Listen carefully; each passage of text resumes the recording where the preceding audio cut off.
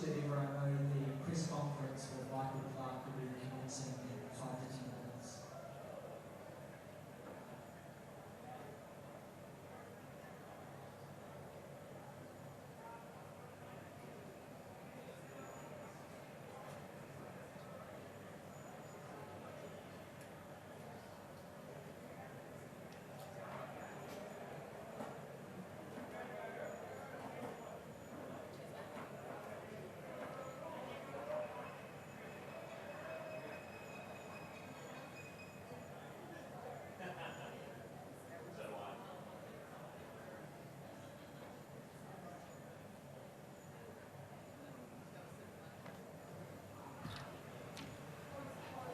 Check 1 2 2 2. Check 1 2. If anybody asks a question, it'll be check 3 4. Check 3 4.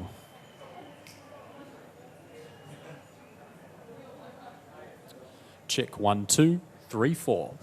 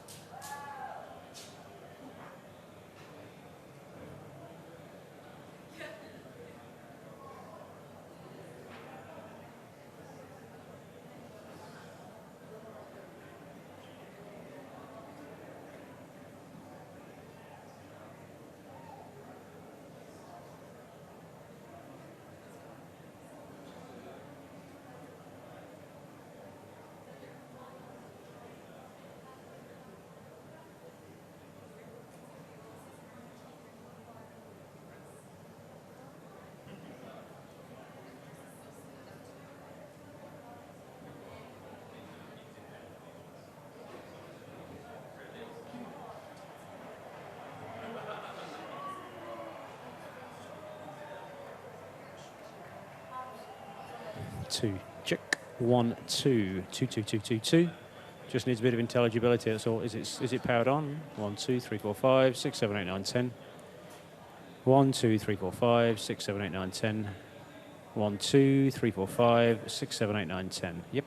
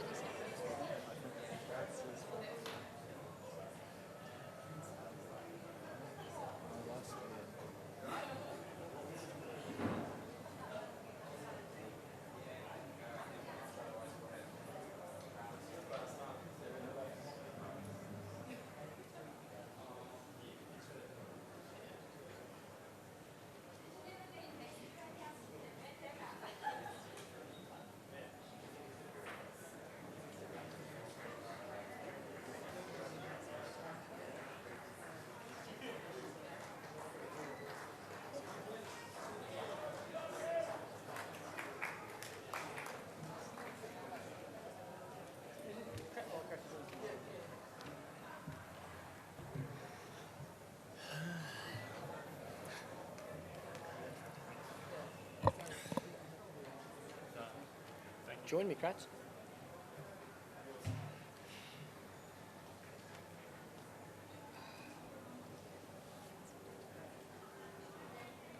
We got the mics.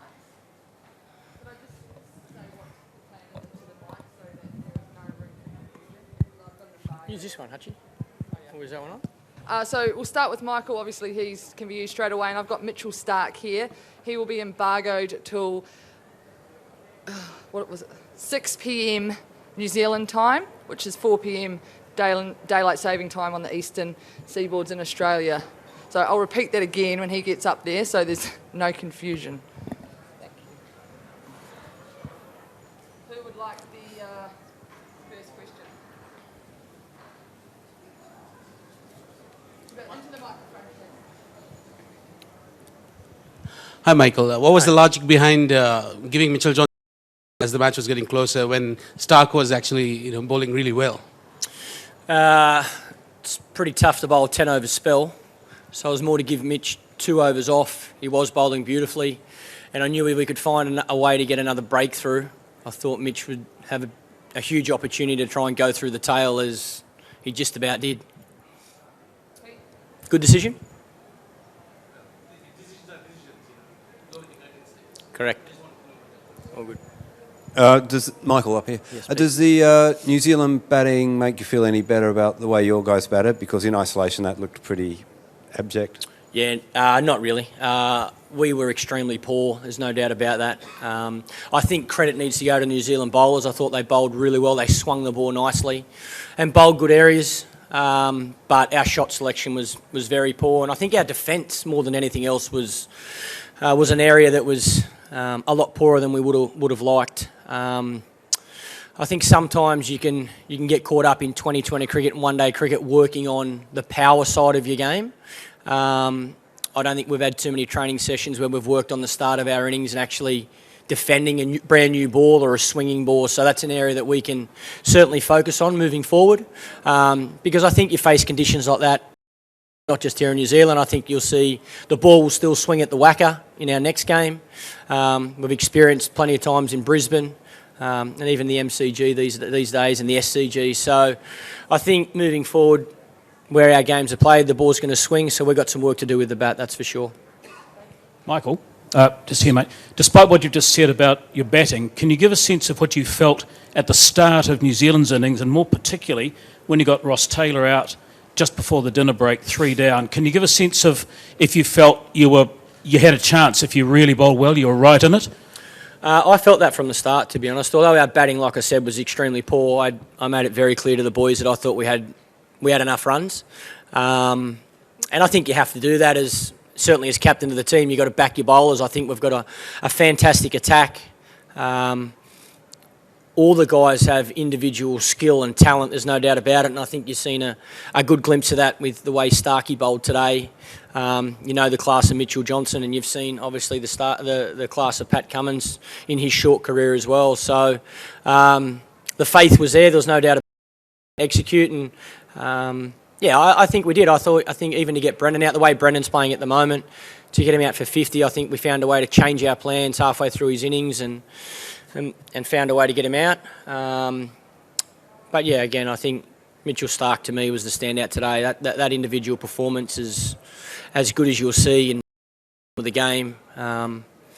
Good pace, good swing, and most importantly, very good execution. Michael, with the batting, was the 2-week break any factor in terms of sort of rustiness among the batsmen, or was it just shot selection and such? Yeah, I don't think so. I think it was more shot selection and probably being in a bit of a rush as well, thinking we probably had to score a lot more runs than we did.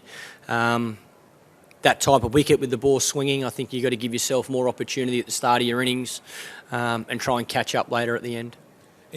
How would you judge your own performance in your comeback game? I suppose it's been overshadowed by events here, but how would you judge? I'd like some more runs. No, I'm no different to any of the other, especially the top 6 batters. We were disappointing today, and again, my shot selection was poor, especially at that time. We just lost 3 for 2, I think. Michael, is the challenge now that you go to Perth, which is going to be vastly different conditions, then back to Sydney in a pretty short turnaround? Is it adjusting to conditions an issue? Was that an issue here, and does it loom as another issue? I I don't think so. I think we gave ourselves enough time in regards to preparation. We've been in New Zealand for a week.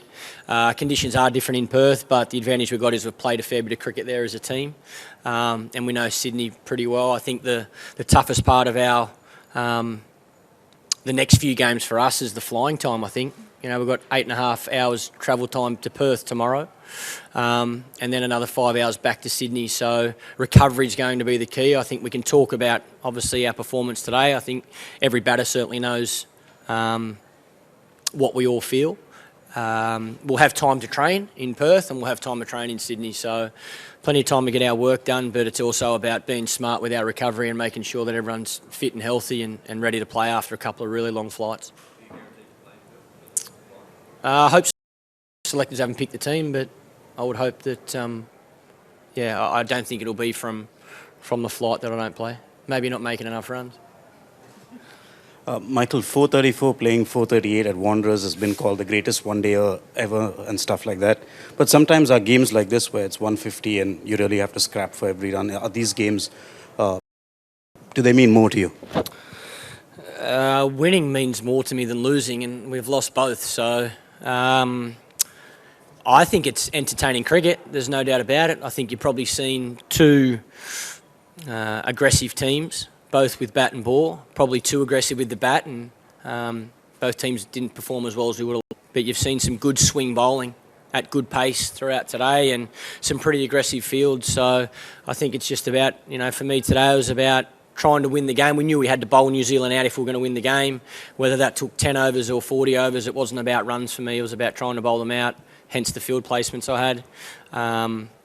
I think both those, I've been involved in both those games and they were both pretty entertaining, but like I say, unfortunately we've lost both of them. So I like to be on the other side of the fence and winning, and I don't care if that's making 150 and winning or making 430 and winning.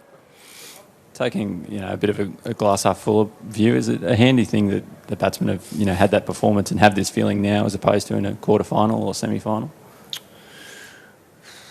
I don't think there's ever a good time to bat the way we batted. I think the advantage we have though is we're not knocked out of the tournament, so we've got room and time to improve our game. But against the best oppositions, you have to play better than that. There's no doubt about it. And we acknowledge that. I don't think this is certainly not the end of the world for us. I think we need to respect the way New Zealand bowled and understand that they bowled really well. Look at our own games individually and get the work done to make sure we're well prepared for the next challenge in Perth. But I still think we've got a really strong squad. I'm still confident we can come out and play our best cricket and we can turn this around quickly. Michael, given that both of you, New Zealand and Australia, are considered favourites in this World Cup, do you feel that you've exposed certain frailties in the New Zealand batting lineup that you could take advantage of if you were to meet them again in this World Cup, which it looks like you might? I think I probably don't have to worry about that right now. I think our focus has got to be on our next game in Perth. If we happen to come up against New Zealand, then we'll be as well prepared as any other team. Thanks, guys. Thanks, guys.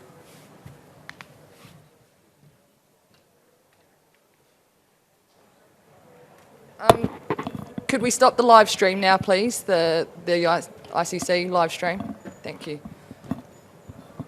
So just to confirm, this is embargoed till 6 p.m. tomorrow, New Zealand time, 4 p.m. Australian Daylight Savings Time.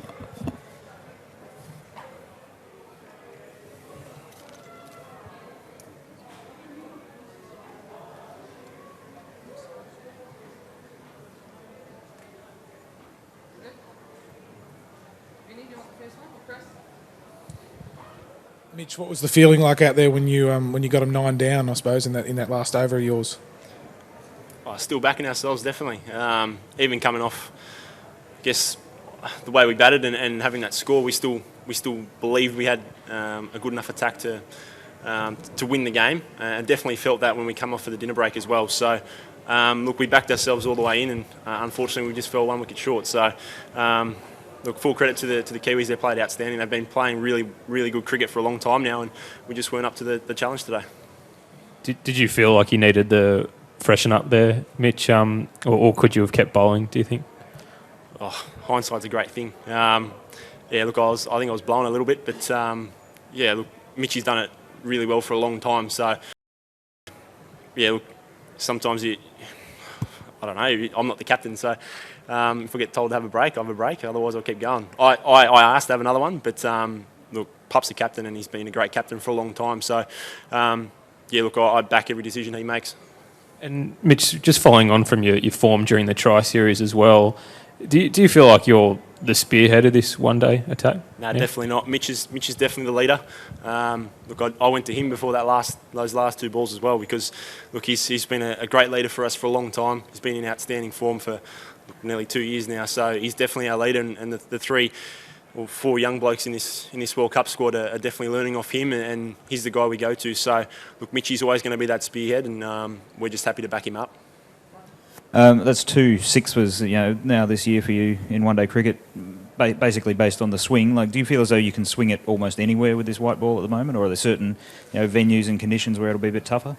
Look, it's something I've worked really hard at for a long time now, and I think coming off probably the IPL last year, I'm going to drop my arm a little bit. It's something I worked hard at with Craig McDermott and Troy Cooley up in Brisbane for a long time, so it's great to see it working and being consistent, I guess. Look, it's something I'm really confident in is my white ball bowling. So, yes, the rewards are great, but today you'd probably prefer to lose by 10 wickets than to get 1 wicket and lose like that. So, look, the rewards are great, but it's the wins we're after.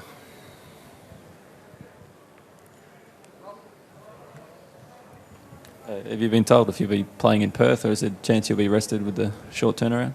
No idea, mate. We just finished this one. So, look, we'll travel tomorrow. It's obviously a long flight, do our recoveries and see how everyone pulls up. I guess we've got a training session or two before our next game, but our focus is now on Wednesday and winning our game. You must be keen to keep going, though, the way that you're bowling.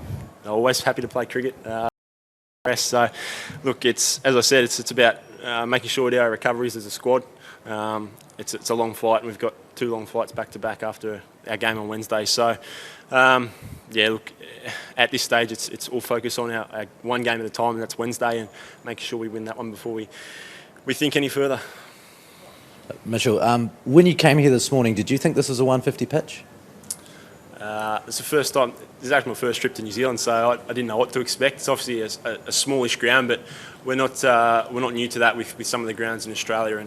And so look, it was a great wicket throughout the day. Obviously, both teams bowled really well. New Zealand have been bowling really well for a long time, so it's great to see ball dominate over bat for a change. As we've seen throughout the World Cup so far, it's been a lot of big scores, and I think entertainment-wise, it was great to see a 150 play 150 game, and unfortunately, we weren't on that winning side, so it's dampened a little bit. Did it encourage you to think, well, if they play straight, I'm in with a chance here? Oh, look, I think the main thing for us is you've got to put those short boundaries out of your head. It's the same for both sides, and as we saw first up, New Zealand bowled really well. There's a bit of swing about for a long time, really, and I guess that gave us confidence that if we could bowl in the right areas, obviously they rely heavily on Brendan at top, and he batted really well again today. But look, we were in with a chance all day, and unfortunately we couldn't just get that last one. But yeah, it was a very entertaining game.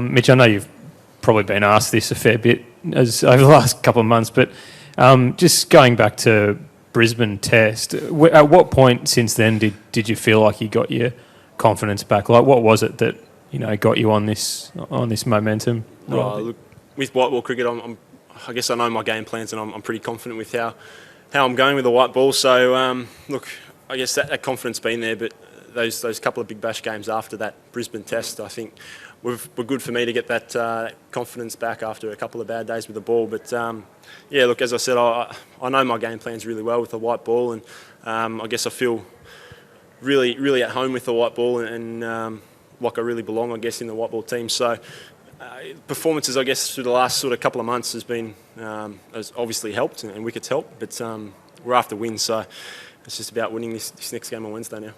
And did you feel like Pat Cummins took his opportunity today? Yeah, look, he bowled quick, he bowled well. Got Brendan out, he changed his plans really well, and it's his first game of the tournament, and I think he's bowled really well. So I think we have quite a strong squad all round, obviously, and I think our bowlers, we really believe in ourselves, and that was shown again today, where even with 150 on the board, we we thought we could get the job done, and unfortunately just fell that little bit short. Are you pretty confident you can get that swing at the Wacker this coming week? Like, how have you felt you've gone there before as far as the movement goes? Done it before, I'll do it again.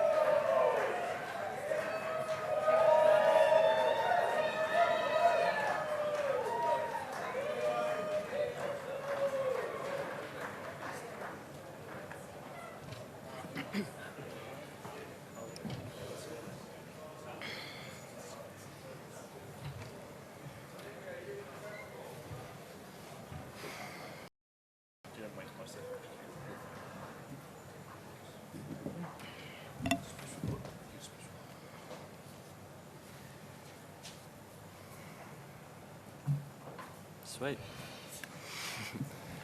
Get out of here. Good to go. Yeah. Kane, that what ended up being the final ball of the match, was that premeditated? Was that going to go whatever he bowled? Yeah, I was looking to hit a boundary, ideally a 6, but after what Stark did the other end for the new batsman coming in, it was obviously quite tough, so trying to get a boundary away was sort of the plan, wasn't it, Trent? Trent, what were your thoughts as you were padding or having to put your pads on and walk in at 9 down there to face this couple of balls? Yeah, I was pretty wound up, that was for sure. I got out there and Kane was saying I was going about 1 million miles an hour, but he quickly slowed it down for me to simplify it. If I got through those 2 balls, then we could move forward from there. So it was great to get there. Kane, as things were developing, you still seem to be quite serene with your batting, with your approach and your technique. None of still getting in line, etc. What was going through your mind though, as you saw things were happening on the other end? 3 down, 4 down, 5 down, and onwards. I was personally just trying to keep the total out of mind, I suppose, and just bat. The longer you spent out there, the better the chance of getting across the line. I thought Australia bowled outstandingly and made it very difficult for us. Stark was superb and swung the ball throughout the innings and made it tough, but it was nice to get across the line. I suppose in tournament sport, it doesn't really matter how you get across the line as long as you do it, and there's obviously a bit of a scrap today, but nice to get the win.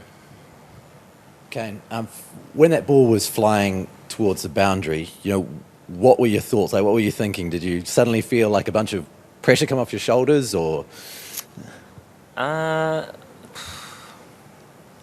a good question. It was nice to be honest, I thought it was going to be a bit shorter, and so when it was up there, it was nice to get the ball in that area and connect and hit it for 6. So it's great to, like I say, get across the line, and that was what Trent and I were just trying to do at the end there. Obviously, Australia made it really tough for us, but we fought all the way through, and every little partnership counted.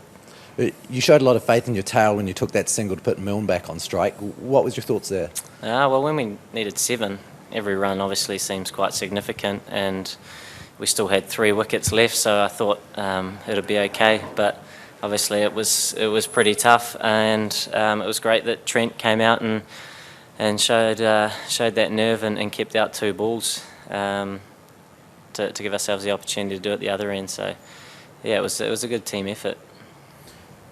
Trent, mate, you've had some pretty good days in the last year, 15, 18 months or so. That 5 for 3 in that little spell, do you think that might be the best you've bowled in a very long time? You seem to sort of have it on a string. I mean, it must have felt good to you coming out. Would that be tops in recent times for you? I'm not too sure, to be honest. I've just tried to do what I have been doing over the last 5 or 6 months kind of thing. Pitch the ball up, try to swing it, and I got a bit of luck there with a couple of drag-ons, but no, it definitely was all go, and was something that I'm obviously going to remember for a while, so it was just nice to add to the team and set up a reasonably low title and then chase it down, so yeah. Just for either of you, can you give me a sense of what this win means against the Australians? It's okay, it's a round robin game, it's bigger fish to fry, but can you give a sense of what it means to the team internally, I suppose? How much of a boost it will give you coming out on top today? Yeah, I think obviously Australia are number 1 in the world, so whenever you play them, it's always a really tough match, and they'll never give you any easy runs with the bat or any easy wicket. So like I say, it's always tough to play them, and great to get a win against the best team. And I think the opportunity to play them is always a good one, because you learn a lot as well. So that was that's a big thing for us to beat a team like move forward in this competition. Kane, it's not often teams take Mitch Johnson for nearly 70 off 6 overs. Did you feel as though he was sort of, just not getting it quite right, or what was it that made him a bit easier to score off today? No, he's world class. Brendan obviously with his style of batting, when he gets going, as we've seen recently, he can get away on some bowlers, I suppose. And Mitchell Johnson's obviously a world-class performer, and today Brendan batted really well, and that's sort of cricket, I suppose. And he was still very tough each ball, but look, with small boundaries as well, sometimes the extra pace can fly a little bit, and like I say, Brendan played really well. Trent, can you just tell us about the atmosphere? Because the roar was almost shaking the stands at some point. Yeah, no, unbelievable, to be honest. To have a crowd like that chanting away and right behind us as a team was something pretty special. The wickets, you couldn't really hear yourself think. So no, it's amazing atmosphere and a really good result for us. What about the belief that comes from it to potentially make history in this World Cup? Yeah, I guess a lot of confidence is gathered from that. When you come up against the best in the world, you quickly take a few learnings out of it. So I'm sure we'll stay pretty grounded and just take each game as it comes. There's still a lot of cricket to be played, so I can't see us getting too far ahead of ourselves. Guys, how much of a concern was it, I suppose, to see the blow that Brendan took to his forearm, and do you sort of know what condition he might be in? I think he's okay. Obviously, it was a bit of a concern when a ball that fast comes and hits you on the arm, but he's a tough competitor, and he's a strong leader, so I'm sure he'll be fine. Kane, Michael Clark said before that they may have erred in spending too much time sort of working on their power game coming into this and not enough on defending and seeing off the swinging ball.